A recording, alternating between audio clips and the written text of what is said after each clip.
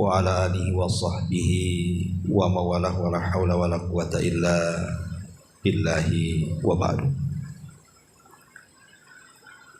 Alhamdulillah, segala puja dan puji hanya milik Allah subhanahu wa ta'ala. Salat dan juga salam kita hadiahkan kepada Rasul kita Nabi besar Muhammad sallallahu alaihi wa ala alihi wasallam. Alhamdulillah, di malam hari ini kita bisa kembali duduk di mushola ini. Karena ini perdana, otomatis setiap kita memulai sesuatu kita mengucapkan basmalah. Karena ini kita memulai kajian di tempat ini, maka pembahasan kita fokuskan seputar faedah dan juga keajaiban lafaz Bismillahirrahmanirrahim. Ma'asyiral muslimin yang dimuliakan Allah subhanahu wa ta'ala, kita tahu bahwa di zaman Nabi sallallahu alaihi wasallam, Nabi sallallahu alaihi wasallam apabila menyebut basmalah, maka Rasul akan mengucapkan Bismikallahumma. Itu ucapan yang pertama dibaca Nabi, Bismikallahumma. Tapi setelah kemudian turun surah An-Nahl, di mana Allah subhanahu wa ta'ala menceritakan tentang kisah Nabi Sulaiman ketika mengirim surat ke kerajaan Balqis yang ada di Yaman. Ketika itu Nabi Sulaiman mengirim surat lewat burung hudhud supaya disampaikan kepada Ratu Balqis. Lah, di antara isi suratnya adalah innahu min Sulaiman wa innahu bismillahirrahmanirrahim.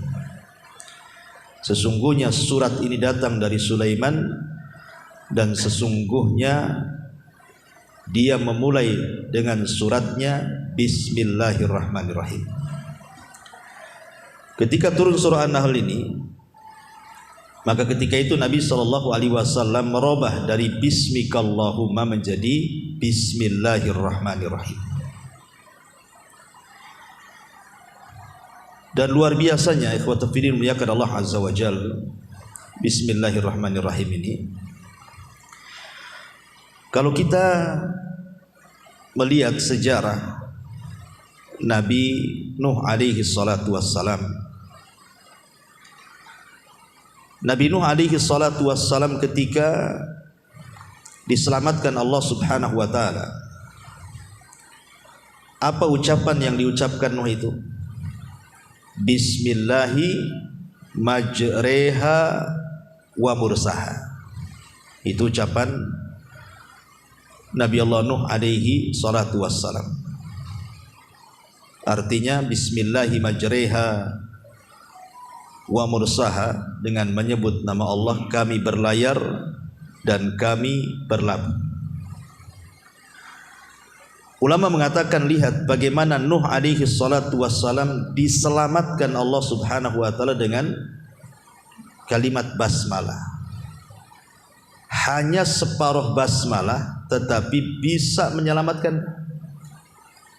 Kan cuman bismillah saja, tidak ada ar-Rahman ar-Rahim kan. Cuman Bismillahi majreha wa mursaha. Majreha ini maksudnya berlayar dan berlabuh, gitu maksudnya. Jadi ulama mengatakan, lihat separuh bismillah saja Nuh diselamatkan. Gimana kalau seandainya sempurna bismillah? Separuh saja sudah bisa menyelamatkan Nuh dari gelombang yang maha dahsyat itu, yang secara logika harusnya kapal Nuh itu tenggelam. Tetapi dengan bismillah itulah Allah subhanahu wa ta'ala memberikan pertolongan kepada Nuh alaihi salatu wassalam. Hanya separuh bismillah, tapi lihat keajaiban.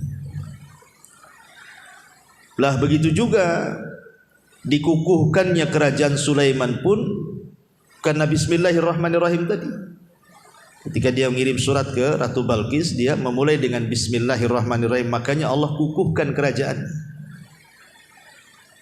Dari Dua perkara ini saja, separuh bismillah bisa menyelamatkan Nabi Nuh dan sempurna bismillah bisa mengokohkan kerajaan Sulaiman. Ini kan luar biasa berarti lafaz bismillah ini, bukan main-main. Ya.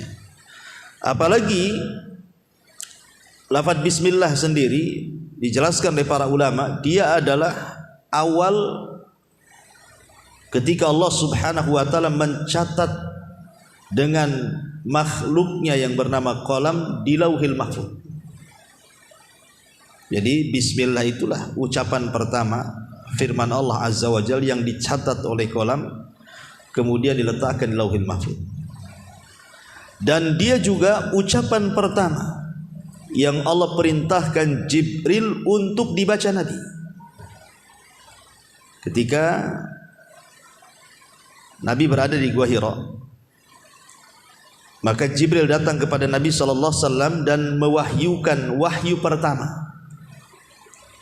Suratul Alaq ayat 1 sampai 5. Apa mulainya? Iqra bismi rabbikal ladzi khalaq, kan gitu. Bacalah bismi rabbik dengan nama Rabb. Bismi rabbik itu sama dengan bismillah. Jadi bismillah itu awal yang ditulis kolam di Lauhil Mahfuz. Dan dia pula awal yang pertama kali Allah perintahkan Jibril untuk membaca kepada Nabi. Dan itu pula awal perintah yang diperintahkan Allah kepada Nabi SAW. Jadi luar biasa ya kalimat Bismillahirrahmanirrahim ini. Ma'asyiral muslimin yang dimuliakan Allah Subhanahu wa taala. Makanya setelah kemudian turun surah An-Nahl yang bicara soal Bismillahirrahmanirrahim dari surat Nabi Sulaiman, An-Nahl ayat 30 itu. Maka Nabi SAW apabila menulis surat untuk mengajak raja-raja masuk Islam, seperti menulis surat ke Raja Najasyi, Raja Herakli, Raja Kisra dan begitu seterusnya, maka Nabi SAW akan memulai suratnya dengan Bismillah. Sebagaimana disebutkan dalam riwayat Abi Hurairah radhiyallahu anhu yang terdapat dalam Sahih Muslim. Jadi ketika Nabi SAW mengirim surat kepada Herakli, pembesar Romawi, maka Rasul memulai suratnya dengan Bismillahirrahmanirrahim min Muhammadin Rasulullah ila Herakli adimir Rum. Bismillahirrahmanirrahim, ini surat dari Muhammad sebagai utusan Allah ditujukan kepada Herakli, pembesar Romawi. Semua surat-surat Rasul dimulai dengan bismillah. Dan akhirnya menjadi kebiasaan para ulama apabila mereka mengarang sebuah kitab, maka lihat kitab-kitab para ulama mesti diawali dengan bismillah ya, karena demikian tinggi barokah daripada bismillah itu. Kenapa demikian? Ada sebuah hadis yang menarik. Orang yang membaca basmalah itu, ikhwan. Kata Nabi SAW dalam sebuah hadis, jadi orang yang membaca basmalah itu, kata Nabi SAW, diriwayatkan dari Abul Malih. Hadis ini dikeluarkan Imam Ahmad dalam musnadnya. Jadi tentang seorang laki-laki yang dibonceng Nabi. Seorang laki-laki yang dibonceng Nabi. Kemudian fa'atharat dabatun. Tiba-tiba kemudian mungkin tunggangannya ini agak sedikit rewel ya, sehingga akhirnya orang ini tergelincir. Lah, ketika tergelincir, tiba-tiba kemudian dia mengatakan ta'isha syaitan. Ta'isha syaitan, celaka setan. Karena kita tahu bahwa unta itu kan tabiatnya setan gitu ya.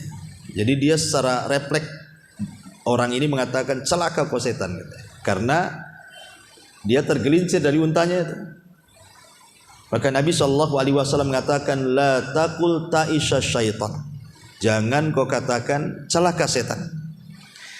Fa innaka idza qulta dzalik, sebab kalau engkau mengucapkan kalimat itu, ta'azama hatta yakuna mislal bait, nanti setan besar kepala sampai kepalanya sebesar rumah, kata Nabi. Kemudian kata Nabi sallallahu alaihi wasallam, wa yaqul, dan setan akan mengatakan, bikuwati, lihat karena kekuatanku, kata setan, dia mengucapkan kalimat itu. Walakin, akan tetapi kata Rasul, kul bismillah, jangan bilang celaka setan, tetapi katakanlah bismillah. Fa innaka idza qulta dzalik tasaghara, kalau engkau mengucapkan kalimat bismillah, setan akan merasa kecil, hatta yakuna misla dzubab, sehingga seolah-olah setan itu seperti seekor lalat. Dari sini kita tahu bahwa di antara keutamaan basmalah apa? Bisa menghinakan syaitan.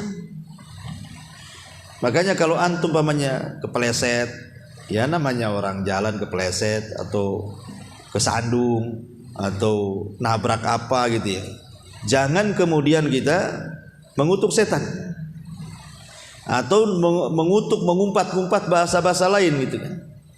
Karena kalau kita mengumpat-ngumpat bahasa-bahasa buruk, itu setan makin senang tuh. Tetapi katakanlah bismillah. Jadi kalau antum kesandung, bismillah, gitu maksudnya, supaya setan itu merasa kecil, kata Nabi sallallahu alaihi wasallam. Dan harusnya seorang muslim begitu, ikhwan. Harusnya dalam setiap aktivitas itu antum pakai sandal ya baca basmalah, antum pakai baju baca basmalah, antum melepas baju pakai basmalah, ya, antum masuk ke kamar mandi pakai basmalah, dan begitu seterusnya. Ketika makan pakai basmalah, sampai ketika berhubungan pun baca basmalah, kan itu. Karena kita tidak tahu, ikhwan, kalau kita tidak baca basmalah, boleh jadi kemudian setan itu akan menyakiti kita. Makanya kenapa kemudian Nabi SAW sampai mengatakan, sitru ma baina a'yunil jin wa awrati bani adam idza dakhala ahadukumul khala an yaqula bismillah. Kata Nabi SAW, penghalang kita dengan jin-jin jahat itu, dengan penghalang aurat kita supaya tidak kelihatan, tidak diperlihatkan, atau setan tidak melihat aurat kita. Kata Nabi SAW, kalau salah seorang di antara kalian masuk ke kamar mandi, maka sebelum masuk itu baca basmalah, supaya ketika kita telanjang, setan tak nampak aurat kita. Hadis ini bukan berlaku ketika masuk ke kamar mandi saja, tidak. Ketika antum melepas baju di kamar mau ganti, ya kan, telanjang juga kadang-kadang kan, atau karena mungkin tidak ada orang, antum melepas celana nampak auratnya. Tapi ketika antum melepas baju, melepas celana, baca basmalah, maka setan enggak akan melihat kita. Dikhawatirkan kalau seandainya kemudian kita tidak baca basmalah, itu setan akan mengganggu kita masalahnya, ya. Apalagi ketika melakukan jima, hubungan suami istri. Karena Nabi SAW mengatakan apa? Barang siapa yang mengucapkan ketika hendak melakukan hubungan, bismillah, Allahumma jannibna syaitan wa jannibis syaitan ma razaqtana. Ya Allah, aku menyebut namamu dan aku berlindung dari syaitan. Ya Allah, jauhkan setan dari diri kami, maksudnya kami dan istri. Kalau istri yang mengatakan, ya istri dan suami kan itu. Dan juga jauhkan apa yang akan kau rizkikan kepada kami. Boleh jadi mungkin istri kita hamil kan gitu, ya. Kalau kita lihat mafhum mukhalafahnya hadis ini, mafhum pemahaman kebalikan bahasanya, mafhum mukhalafah itu berarti orang yang melakukan hubungan dan tidak baca basmalah, berarti setan akan ikut serta di situ dan akan mempengaruhi keturunannya. Makanya banyak anak-anak tuh kalau sudah besar, kadang-kadang orang tuanya ngutuk dasar setan. Mungkin ya, karena ketika dia berhubungan dia memang ada setannya di situ kan. Kan kita lihat dari mafhum hadisnya itu. Ya, boleh jadi mungkin di situ. Ya. Masyarul muslimin yang dimuliakan Allah Subhanahu wa taala, makanya sampai sedetil itu gitu ya keutamaan basmalah itu. Makanya kenapa kemudian Nabi SAW apabila memulai sesuatu, Maka Nabi SAW mengajarkan kepada kita untuk senantiasa membaca basmalah. Dalam sebuah hadis Nabi SAW mengatakan, siapa yang memulai sesuatu tanpa menyebut basmalah, maka sesuatu itu terputus dari berkahnya. Ya, kalau bermajlis kita tidak memulai dengan Bismillahirrahmanirrahim gitu kan, maka seolah-olah nggak ada berkahnya majelis itu. Dan tidak harus di majelis ilmu saja. Ya, antum pamannya hanya bertiga di warung kopi, ngobrol gitu ya, mau ketemu, mau bicarakan dunia atau bicarakan apa. Kalau bisa mulakan dengan basmalah, supaya majelis itu jadi berkah gitu ya. Karena kalau kita perhatikan secara kalimat bismillah itu, kalimat bismillah itu dimulai dari kalimat ba.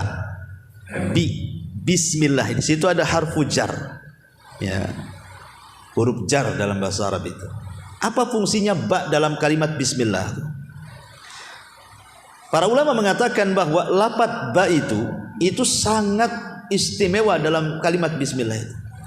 Karena ba itu menunjukkan al-isti'anah wa talabul barakati. Jadi al-isti'anatu wa talabul barakati. Dan kalimat ba dalam bismillah itu terkandung dua makna. Pertama, isti'anah. Dengan menyebut nama Allah itu kita meminta pertolongan kepada Allah Subhanahu wa taala. Kemudian dengan wasilah nama Allah yang sangat agung Allah itu, kita mengharapkan turunnya berkah. Makanya sering saya kasih contoh ikhwan.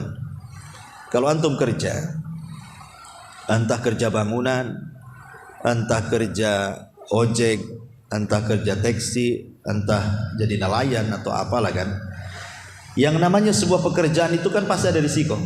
Nggak mungkin nggak ada risiko. Nelayan bisa tenggelam kapalnya kan itu. Antum di jalan ojek bisa nabrak, di tempat bangunan bisa saja kemudian jatuh. Ya, macam-macam. Tidak ada satupun pekerjaan pasti ada risikonya di situ.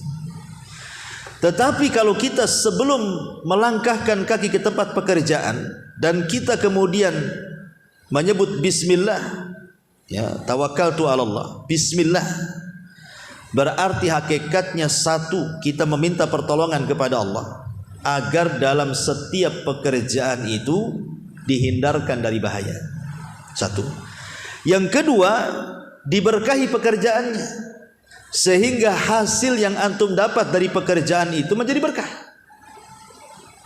Pamannya antum ngojek, GoFood atau apa gitu kan. Mungkin kadang-kadang kalau cuaca bagus, ya satu hari bisa dapat 200-300 ya. Sekali hujan ternyata cuma dapat 50. Secara logika nggak cukup. Tetapi kalau yang 50 itu menjadi berkah, tidak mungkin tidak cukup. Kalau sudah berkah itu pasti cukup. Makanya ada istilah, ya obrolan orang-orang awam lah, ya, sedikit tapi berkah masih baik dibandingkan banyak tak berkah, kan itu istilah orang awam itu. Memang benar. Ya. Kalau diberkahi itu sedikit itu jadi melimpah jadinya. Tapi kalau harta banyak tidak berkah, kayaknya orang miskin aja dia itu. Lihat orang-orang kaya yang hartanya tidak berkah itu. Dia lebih miskin dibandingkan orang miskin. Kenapa? Karena tersiksa dengan kekayaannya. Betapa banyak orang-orang kaya itu yang tidak punya waktu untuk istirahat. Betapa banyak orang-orang kaya itu yang otaknya mikir duit saja. Padahal kalau seandainya tidak kerja itu sudah cukup makan tuh sampai dia mati. Kenapa sampai mati-matian mencari harta? Berarti kan disiksa dengan kekayaannya itu. Seolah-olah dia miskin. Orang miskin aja nggak kayak dia, masih bisa tidur. Orang miskin aja masih bisa berpikir gitu ya. Masih makan enak. Kadang orang kaya makan pun tak enak. Karena semua bermasalah, makan ini kolesterol, makan itu darah tinggi, banyak penyakit malah kan itu. Taib, ini asar daripada berkah itu sendiri. Masyaallah muslimin yang dimuliakan Allah Azza wa Jalla, kita kupas secara sempurna kalimat Bismillahirrahmanirrahim. Ya. Kalimat Bismillahirrahmanirrahim ini saya katakan kalimat yang ajaib, ikhwan. Karena Allah Subhanahu wa taala kalau kita bicara soal tauhid asma dan sifatnya, kalau antum belajar tauhid asma dan sifat itu, nama Allah itu kan ada dua macam. ada namanya Ismul Jalalah, ada namanya Ismul Jamalah. Apa artinya? Ismul Jalalah itu maksudnya menunjukkan keagungan Allah, kebesaran Allah, kemahakuasaan Allah. Pokoknya kalau dengar Jalalah itu kita takut jadinya.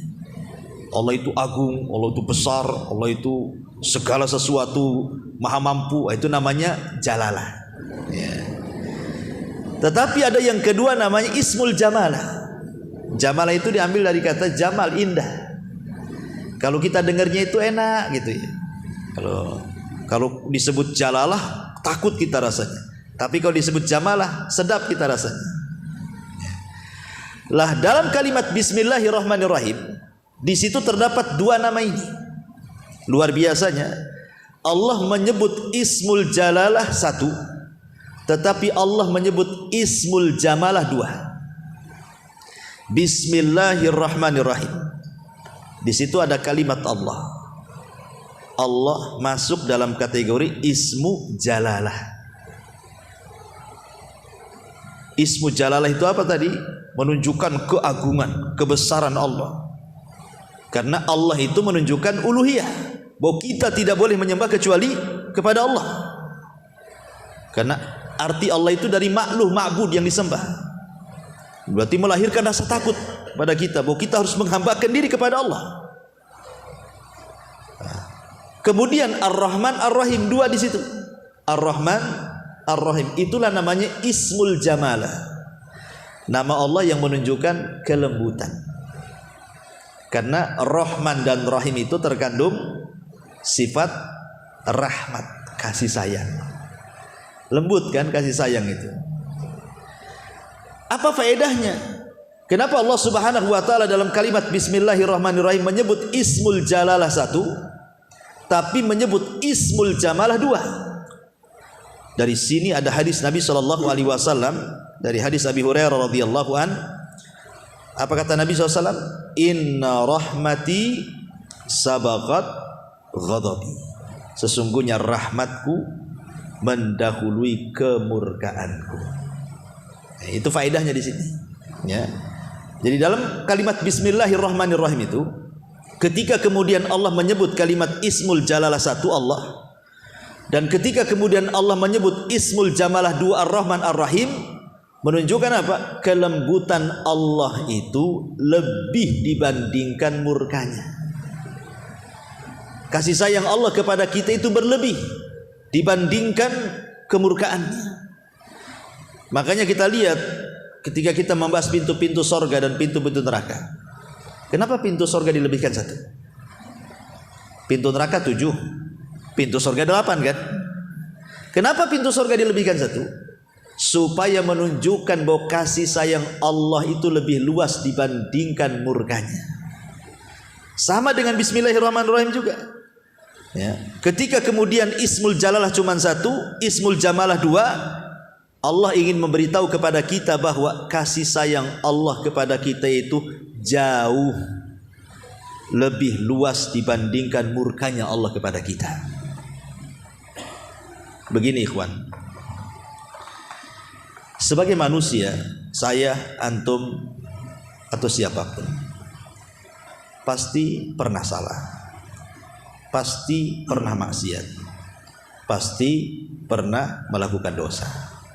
Ini tiga perkara ini pasti kita lakukan setiap hari. Salah, khilaf gitu ya, kemudian melakukan dosa atau maksiat.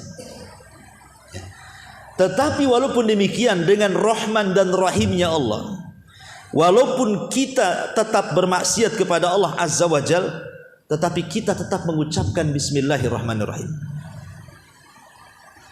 Walaupun kita tetap di atas kemaksiatan, melakukan dosa dan melakukan kekhilafan, jangan pernah meninggalkan kalimat Bismillahirrahmanirrahim. Kenapa?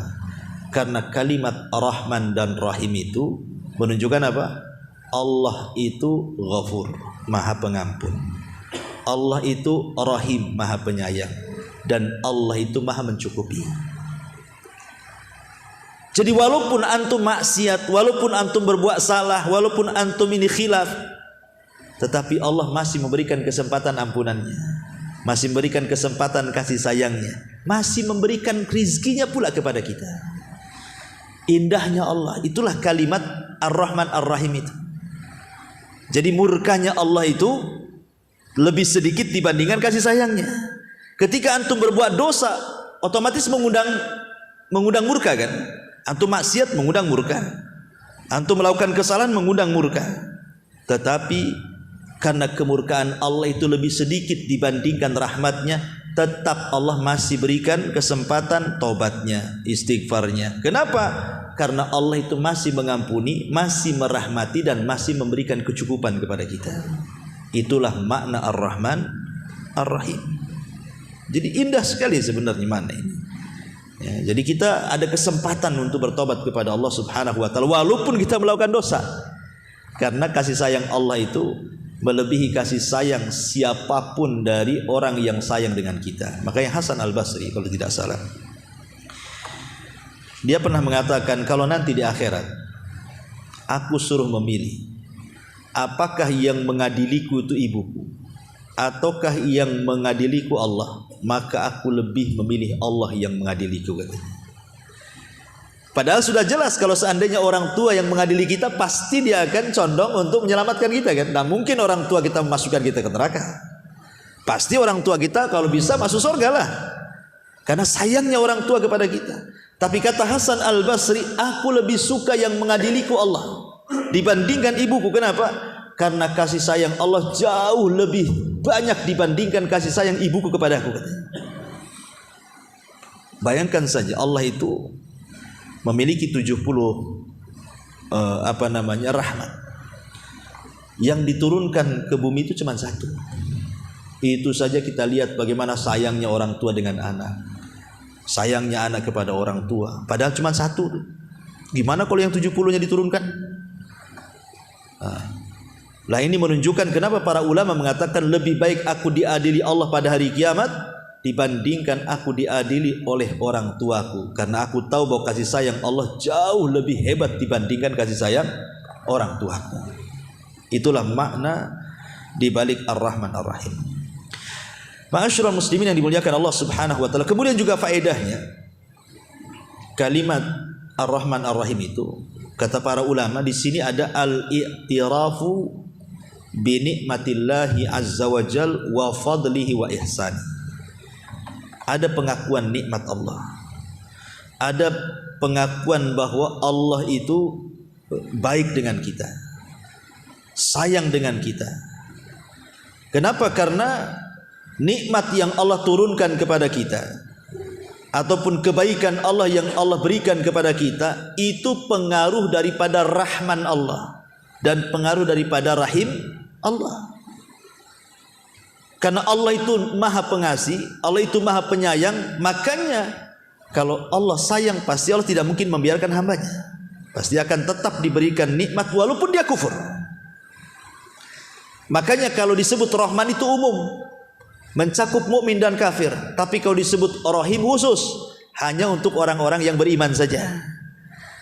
Ya. Kenapa orang kafir itu mereka bermaksiat tapi masih tetap aja dikasih kesehatan, dikasih makan, dikasih rizki, dikasih pekerjaan, bahkan lebih kaya dibandingkan orang Islam? Karena mereka dinaungi Rahman Ar-Rahman. Yang menaungi mereka itu nama Allah Ar-Rahman. Tetapi rahmannya Allah itu hanya di dunia saja. Tapi kalau Rahim itu sampai ke akhirat. Makanya Ar-Rahim itu hanya diberikan kepada orang-orang yang beriman. Kalau Ar-Rahman ini umum, mukmin dan kafirnya masuk di situ. Ini juga di antara faedahnya. Kemudian juga di antara faedahnya adalah al-jam'u bainat tarhibi wa targhib. Dalam kalimat Bismillahirrahmanirrahim di sini Allah hendak mencampurkan dua kata. Pertama tarhib dan yang kedua targhib. Tarhib itu perasaan takut dan targhib itu perasaan harap. Satu sisi kita takut, tapi sisi lain kita berharap. Takut karena di situ ada lafaz Allah, Ismul Jalalah, melahirkan rasa takut kan. Kemudian rasa harap karena di situ ada Ismul Jamalah, Ar-Rahman Ar-Rahim. Dan takut harap itu adalah dua sayapnya seorang mukmin. Karena itu adalah rukun ibadah hati. Rukun ibadah hati berapa? 3. Cinta, takut, harap. Kan itu ya.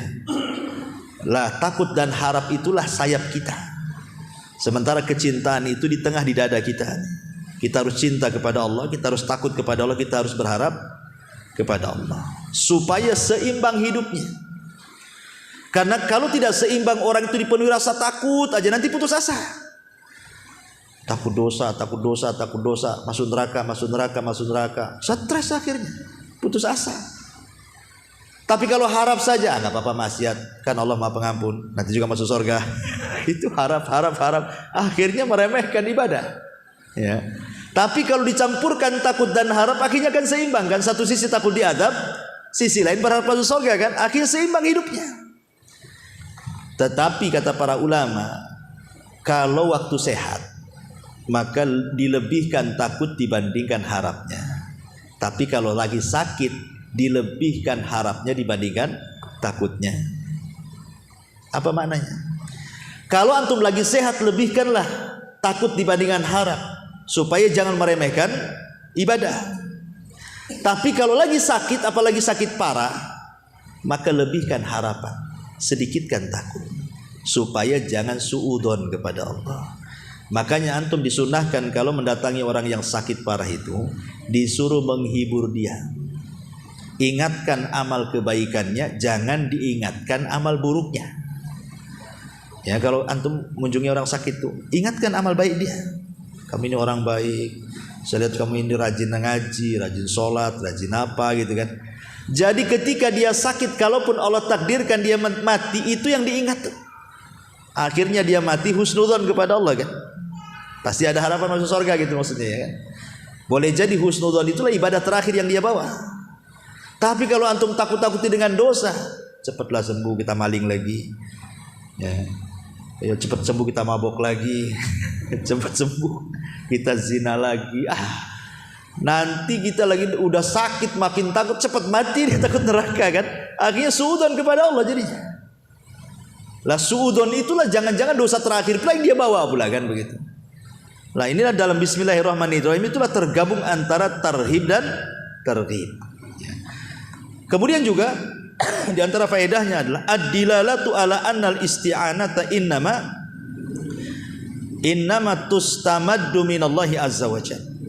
Di sini juga ada petunjuk bahwa al-isti'anah, meminta pertolongan itu hanya boleh diminta dari Allah dan tidak boleh diselewengkan kepada selain Allah Subhanahu wa taala.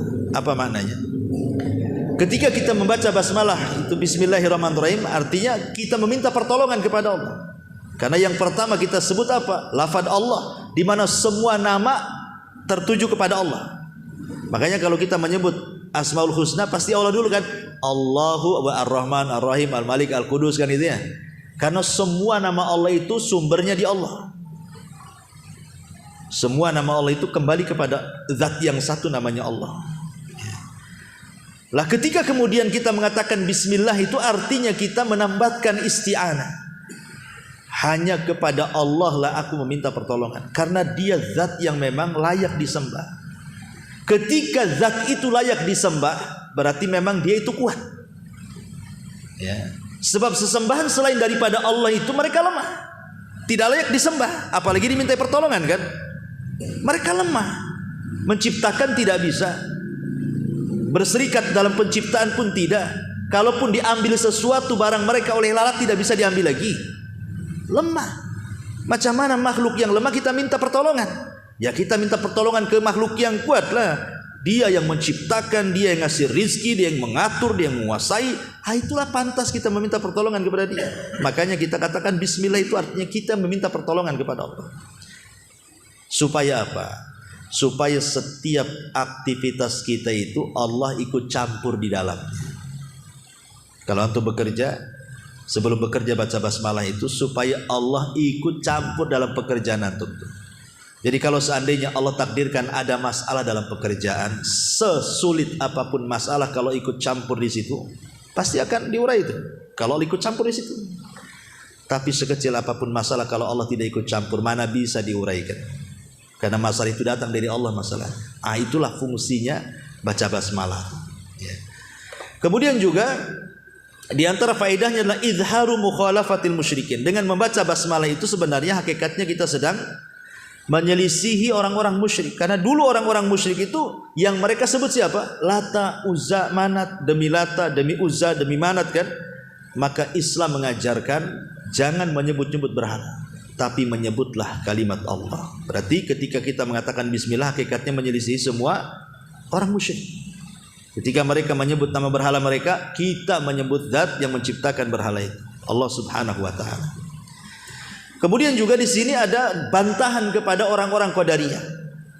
Karena orang-orang Qadariyah itu salah satu pemahamannya adalah bahwa seorang hamba itu bisa menciptakan sendiri perbuatannya. Seorang hamba itu bisa menciptakan perbuatannya. Lah kalau memang seorang hamba bisa menciptakan sendiri perbuatannya, lalu apa gunanya bismillah? Justru bismillah itu kita meminta pertolongan kepada Allah, karena tidak ada yang menciptakan perbuatan kecuali Allah. Karena orang-orang Qadari itu kan menganggap kalau yang baik datang dari Allah, kalau yang buruk itu ciptaan dia sendiri, Allah tidak tahu. Ya, karena tidak mungkin keburukan dinasabkan kepada Allah.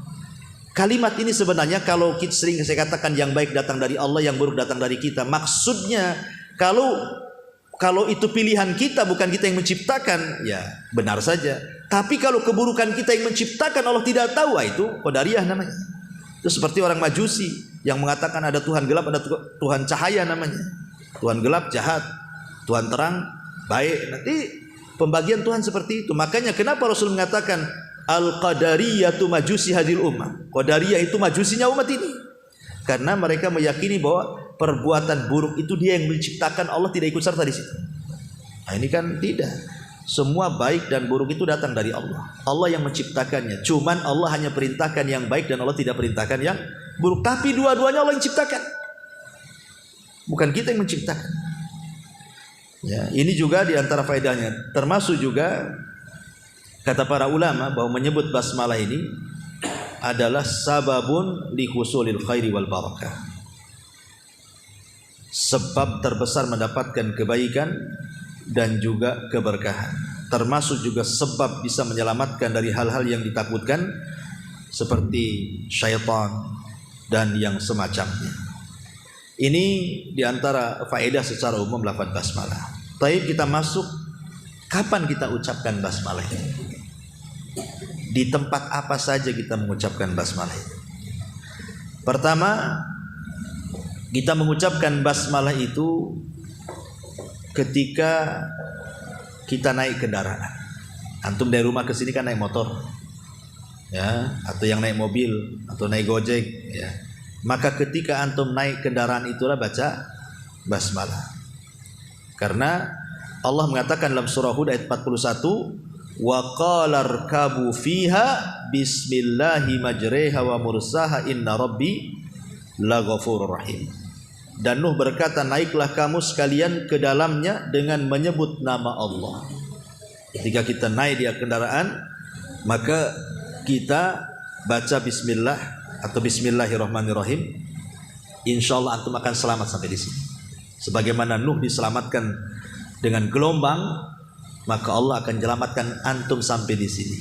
Gak akan celaka, gak akan jatuh, gak akan apa. Yakin, Nuh saja separuh bismillah bisa menyelamatkan perahu dari ombak, kan itu separuh tuh. Kalau antum baca bismillahirrahmanirrahim, antum naik berarti sempurna tuh. Ya, antum harus yakin antum selamat sampai di sini. Nuh saja diselamatkan dengan gelombang yang besar, antum udah pakai gelombang. Ya, yang ada gelombang pesawat telepon. Itu enggak masalah kalau gitu. Intinya bahwa ini yang pertama saat naik kendaraan. Yang kedua, ya tadi saat menulis surat. Kan sekarang nggak zaman disuratkan. Nah, sekarang udah pakai WA. Ya, ketika antum nulis WA lah. Karena kalau dulu kan pakai surat kantor pos ya. Nah, sekarang udah perlu lah. Berarti suratnya sudah masuk di handphone antum. Kalau antum mau ngirim risalah ke teman antum, maka sebisa mungkin sebelum hajat antum disampaikan kepada orang itu mulailah dengan bismillah, baru antum ngomong apa di situ. Ya, karena itu kebiasaan Rasul. Apabila mengirim surat ke raja-raja itu, maka Nabi SAW membaca basmalah dengan harapan apa? Dengan harapan surat itu menjadi berkah bagi mereka. Karena buktinya banyak yang tertarik masuk Islam kan. Sekelas Herakli saja, kalau bukan karena takut jabatannya hilang, dia sudah berjanji, kalau Muhammad ada di depanku, ku cium untuk kakinya. Dia yakin. Tapi ketika nengok menteri-menterinya ngamuk-ngamuk kan itu ya, gak jadi dia masuk Islam. Herakli itu. Nah, tapi lihat Najasyi masuk Islam. Ya, Najasyi masuk Islam. Padahal masyarakatnya gak ada yang masuk Islam, rajanya pula dia masuk Islam. Makanya ketika mati Rasul mensalat gaibkan, dan itu salat gaib pertama dalam Islam. Ketika Najasyi meninggal kan gak ada orang nyalati di Ethiopia, ya terpaksa Rasul menyalat gaibkan di Madinah. Masuk Islam gara-gara sepucuk surat. Ya, kemudian Raja Muqawqis Mesir, memang dia tidak masuk Islam, tapi dia menghargai surat itu sehingga memberikan hadiah dua wanita. Pertama Sirin, yang kedua Maria Kiptiah kan itu ya. Sirin diberikan kepada juru bicaranya Rasul Hasan bin Thabit, dan Maria digauli Nabi dan punya anak Ibrahim. Jadi sesuatu yang dimulai dengan bismillah itu akan bawa kebaikan. Jadi kalau antum ngirim surat lewat WA, SMS, ya, kemudian antum yakin ketika antum harus yakin. Jadi basmalah bukan hanya sekedar tulisan, tidak. Jadi ketika antum ngetik bismillah itu antum yakin bahwa mudah-mudahan dengan menyebut nama Allah ketika saya ngomong di SMS ke dia itu, saya bertawasul dengan nama Allah itu, mudah-mudahan SMS-nya sampai dan membawa kebaikan. Pokoknya itu mau nasihati orang. Ya, antum yakin baca basmalah itu bukan hanya ditulis saja, harus ada niat juga ketika membaca, karena kita sedang bertawasul dengan nama Allah di situ supaya SMS-nya ada kebaikan. Kemudian juga yang ketiga, saat melepas buruan, ya, bagi yang berburu, karena sebenarnya memelihara anjing itu bahaya. Nabi SAW mengatakan siapa yang memelihara anjing maka setiap satu hari pahalanya 1 qirot dikurangi. Kata Nabi, siapa yang memelihara anjing setiap hari pahala antum 1 gunung Uhud hilang. Kecuali kata Rasul, anjing untuk berburu, anjing untuk menjaga kebun, dan anjing untuk menjaga ternak. Nah, ini 3 anjing ini boleh, tidak akan mengurangi pahala. Ya, tapi kalau yang dimaksud anjing-anjing kayak antum melihara kucing senang-senang aja, kan ada anjing itu yang lucu-lucu tuh, lebih lucu pula dari kucing kadang-kadang. Ya, maka jangan, karena itu akan mengurangi pahala kita setiap 1 hari itu 1 qirot. Bahaya. Ya. Nah, tetapi untuk anjing berburu boleh. Dan ketika kita melepaskan anjing itu berburu, baca basmalah supaya apa? Supaya ketika dia menggigit buruannya, Allah takdirkan mati pula, maka sudah halal bangkainya. Ya, karena kita melepaskannya baca basmalah. Dengan catatan tidak ada anjing lain yang menyerang. Ya. Kalau kita kirim anjing kita, ada pula anjing liar ikut, ya itu namanya syubhat, tidak boleh dimakan. Karena yang dikhawatirkan yang membunuh bukan anjing kita, anjing liar pula kan. Nah, itu namanya masuk ke syubhat tuh. Atau ketika diburu sama anjing kita, nyemplung pula lah buruannya ke sungai. Kita tidak tahu yang membunuh itu kurang oksigen di sungai atau anjing kita. Nah, itu nanti masuk ke syubhat, itu ada babnya lagi kan. Maksudnya yang normal-normal aja lah, umpamanya pas diterkam mati, halal. Karena ketika melepas baca basmalah. Ya. Tetapi dengan syarat anjing terlatih. Kalau nggak terlatih tidak boleh. Apa maksud terlatih? Berdiri, berdiri, duduk, duduk, lari, lari, terkam, terkam. Ini duduk, berdiri, berdiri, duduk, diam, lari. Apa ini anjing bego? Anjing ini nggak halal buruannya. Itu nggak terlatih, anjing bego nggak boleh. Ya, memang syaratnya harus terlatih. Ya. Karena kalau terlatih itu dia tidak akan makan buruannya. Dia hanya untuk tahu ini untuk majikannya. Tapi kalau kemudian diburu dimakan pula sama dia, berarti bego anjing ini, nggak paham itu punya tuannya. Itu haram, nggak boleh. Belum terlatih. Ya. Ini juga yang keempat. Kemudian yang kelima, saat melepas tombak, melepas panah, ketika berburu lah, mungkin antum tidak pakai anjing. Ya, yang jelas kalau bisa jangan pakai ketepel, karena ada larangan kan. Ya, kalau berburu tuh ya pakai panah, gitu ya. pakai tombak dilempar. Nah, itu boleh. Nah, saat melepas tombak atau panah itu baca basmalah supaya kalau burungnya kena mati halal. Tapi kalau masih hidup maka harus disembelih lagi. Ya. Kemudian yang ke-6 saat makan. Saat makan. Nabi SAW mengatakan, "Idza akala ahadukum ta'aman falyakul bismillah, fa in nasya fi awwalihi falyakul bismillah fi awwalihi wa akhirih." Apabila salah seorang di antara kalian makan, hendaklah mengucap basmalah. Bila dia lupa mengucapkan di awal, hendaklah dia ucapkan bismillah fi awwalihi wa akhirih. Nah, jadi kalau antum lupa tadi udah habis makanannya baru ingat. Udah habis 3 piring baru ingat antum tadi awal tak baca basmalah. Maka antum ucapkan apa? Bismillahi fi awwalihi wa akhirih. Saya menyebut nama Allah dari awal sampai akhir. Itu maksudnya. Karena ada yang mengatakan kalau seandainya kita makan tidak pakai baca basmalah, baik di awal ataupun di akhir, maka setan akan ikut makan di situ. Ya. Ada bahkan sebagian ada riwayat itu apabila di malam hari maka utusan setan itu akan berada di atas rumah kita. Apabila yang masuk rumah itu baca basmalah dan ketika dia makan baca basmalah, maka setan akan mengatakan ke kawan-kawannya, di rumah ini nggak ada hotel, di rumah ini nggak ada makanan kalian, pergi kalian. Ya. Tapi ketika masuk baca basmalah dan ketika makan baca basmalah, tidak baca basmalah, masuk nggak baca basmalah, makan tak baca basmalah, maka setan akan mengatakan, sini. Nah, ini ada hotel untuk kalian, makanan banyak di sini. Nah, kan berarti kan setan ikut serta di situ. Setan ikut serta di situ. Naudzubillah. Kita tidak tahu. Takutnya setan ikut serta, dia meletakkan hal-hal yang buat penyakit. Ya, kita tidak tahu kan. Kalau setan ikut campur makan minum kan, entah dia letakkan apa di situ kan, namanya kita nggak nampak dia. Entah naruh bakteri, naruh apa, akhirnya kita makan sakit kita jadinya. Nah, kita tidak tahu. Ya. Makanya ada satu kisah menarik. Jadi ada seorang syekh bercerita. Ini kejadiannya di Kanada. Seorang syekh itu bercerita.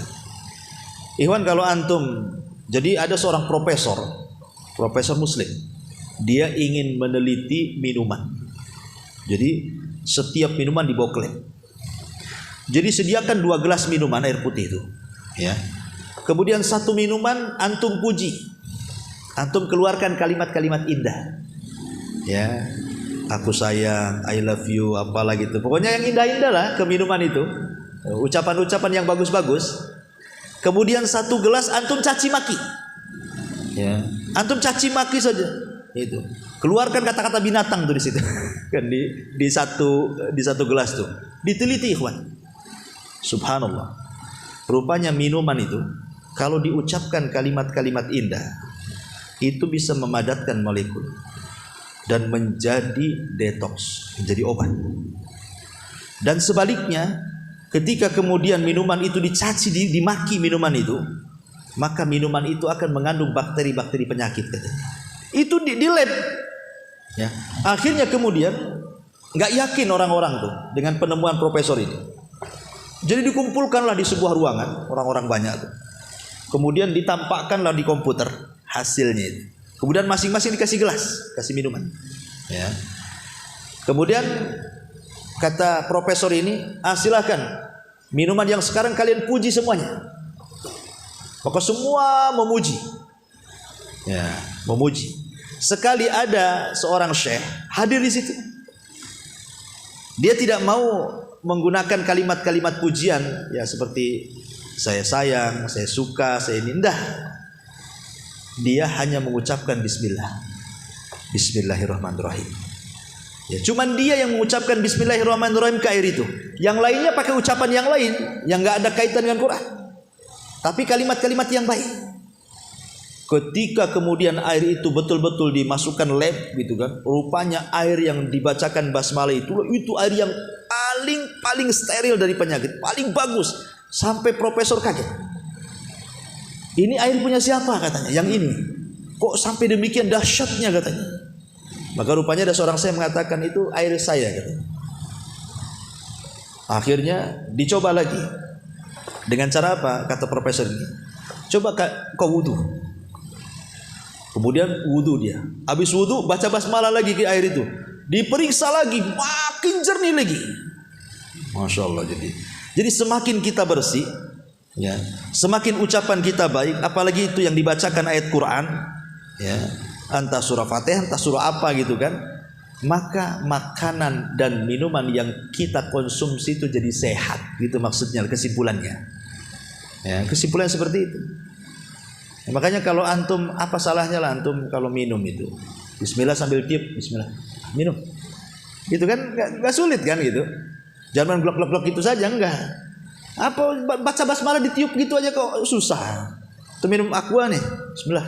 Nah itu jadi obat itu kan gitu ya. Luar biasa gitu ya. Memang itulah kehebatan basmalah itu ya. Kemudian juga yang nomor 7, ya, saat menutup wadah makanan dan minuman. Kata Nabi SAW, idza kana junhul laili fakufu sibyanakum fa inna syayatina tantashiru hina idin fa idza dhahaba sa'atun minal laili fakhalluhum wa aghliqul abwaba wadhkuru ismallah fa inna syaitan la yaftah baban mughlaqan wa auku kirabakum wadhkuru ismallah wa hammiru aniyatakum wadhkuru ismallah walau an ta'radu 'alaiha syai'an wa atfi'u masabihakum, kata Rasul.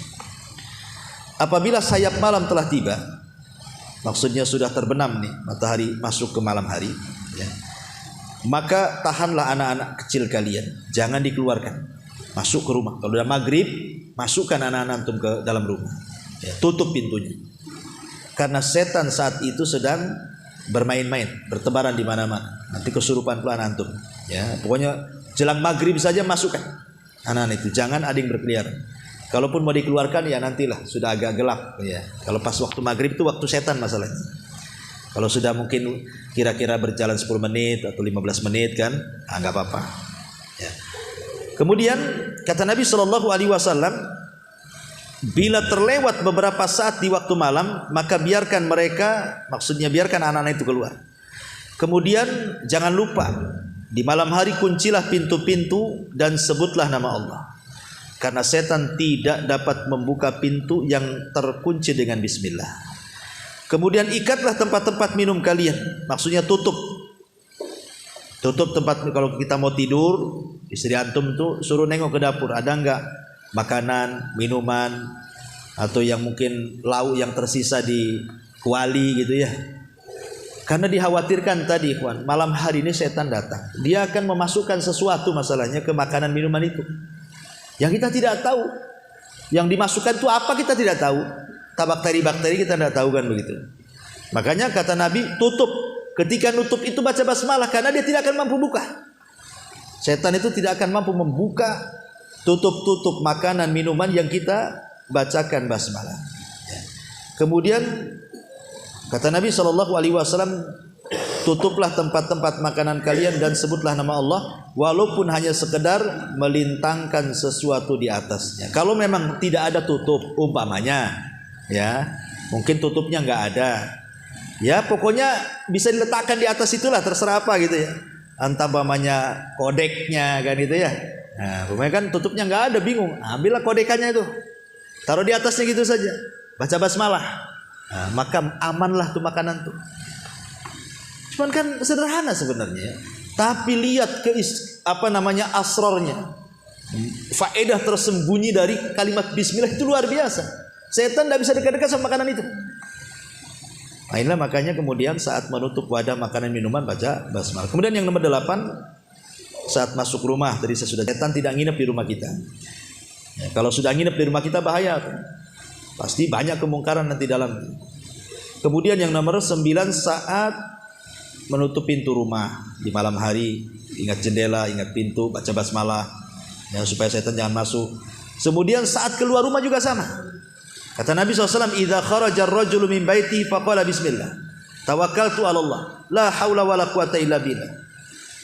Qala yuqalu hina idin hudita wa kufita wa wukita fatanahhalahu syayatin fayaqulu lahu syaitan akhar kaifa laka birajulin qad hudiya wa kufiya wa uqiya. Lihat, lafaz bismillah tawakkaltu 'ala Allah itu luar biasa ya. Kalau antum keluar rumah, antum kan kerja lama masalahnya kan, kadang keluar rumah itu sore baru balik ya, malam ada yang malam baru balik, artinya kan meninggalkan rumah lama. Tapi lihat orang yang ketika meninggalkan rumah dia membaca bismillah tawakkaltu 'ala Allah.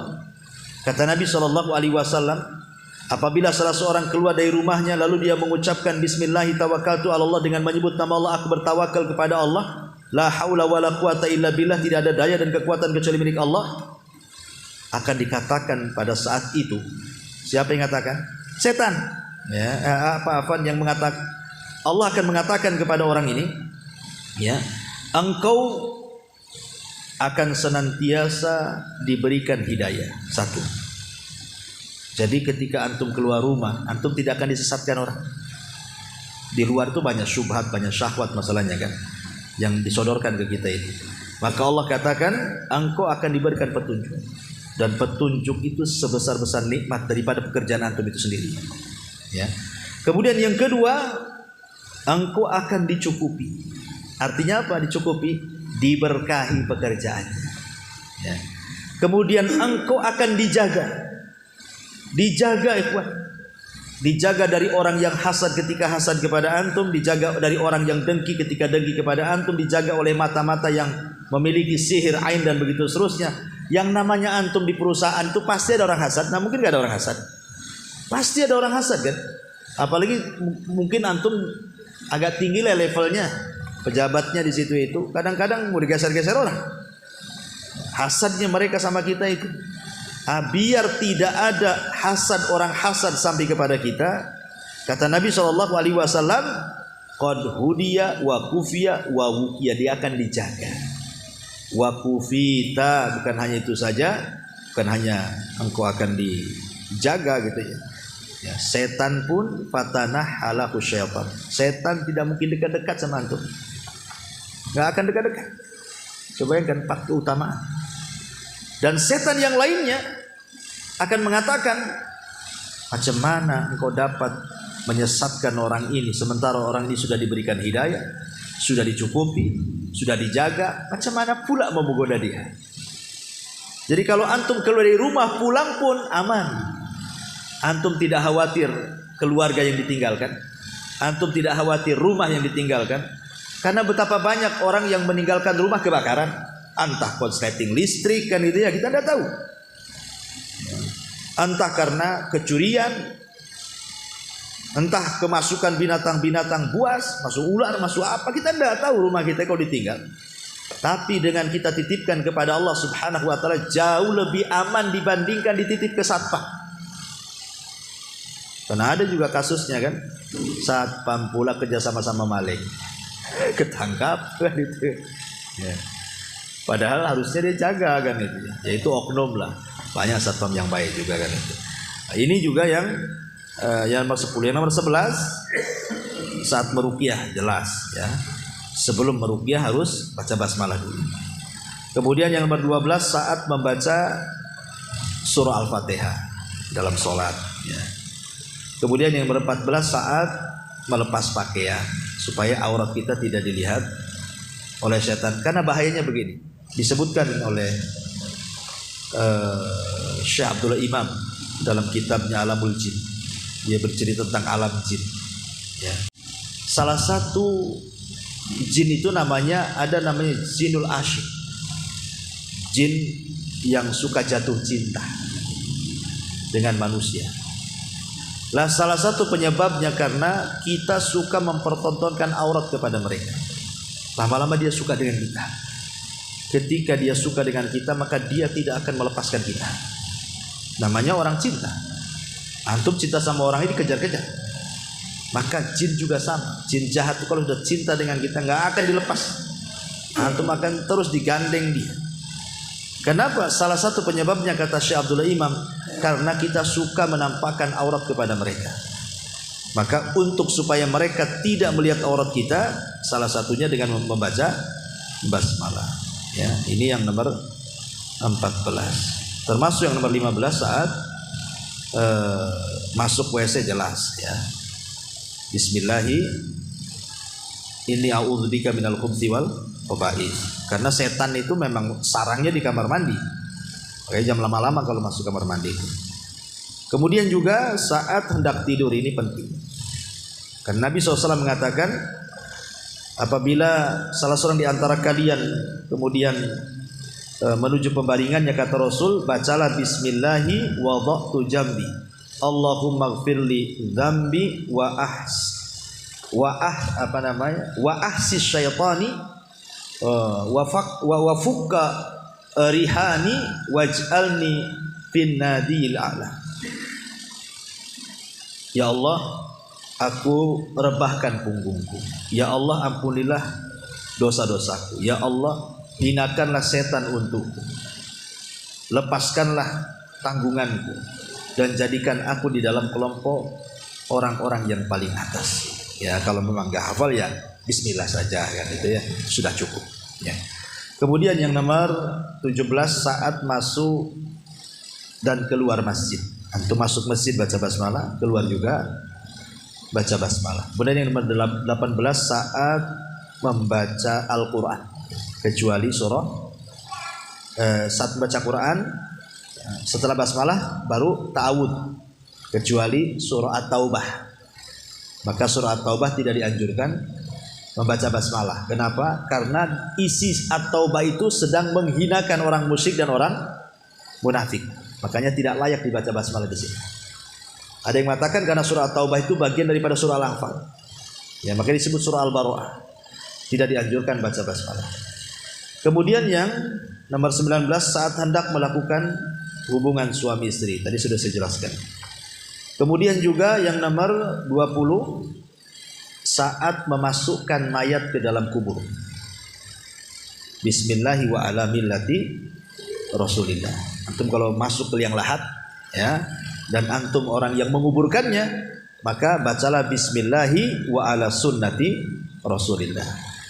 Kemudian yang nomor 21 saat hendak wudu, itu juga baca basmalah supaya tidak terkena waswas setan ya.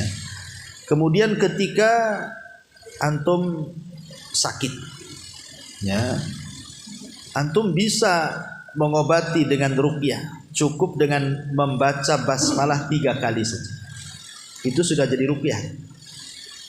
Namanya antum sakit kepala, biar sakitnya itu tidak membahayakan ya, antum cukup baca bismillah 3 kali, membaca bismillah 3 kali, kemudian antum baca a'udzubillah wa qudratihi min syarri ma ajri wa uhadir sebanyak 7 kali, usap ke tempat sakit, maka itu sudah bisa menjadi obat ya.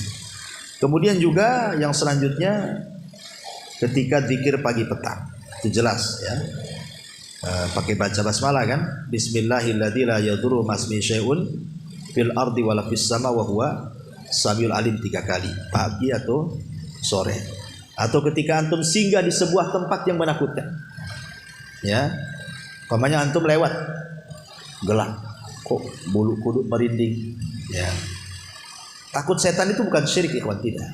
Kalau antum takut setan enggak syirik. Kenapa? Karena setan itu musuh. Antum takut sama musuh enggak syirik.